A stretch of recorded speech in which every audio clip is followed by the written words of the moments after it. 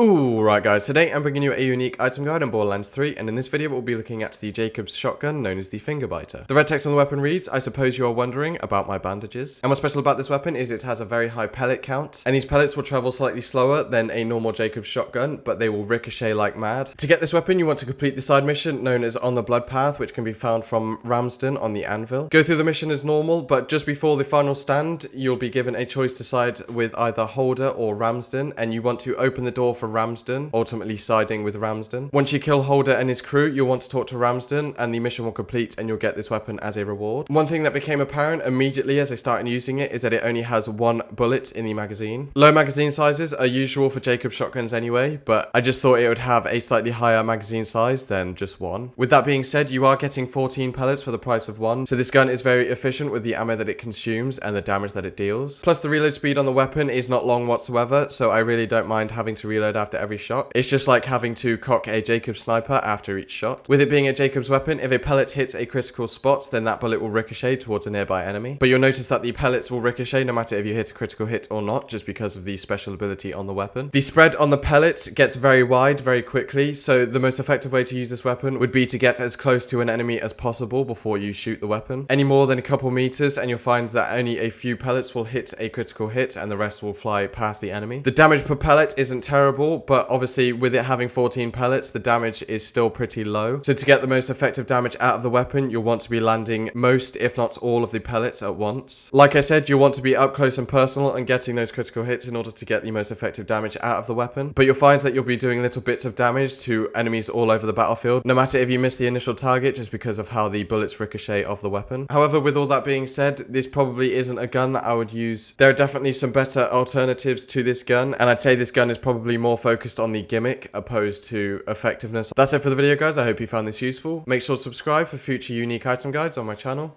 And yeah, see you in the next video.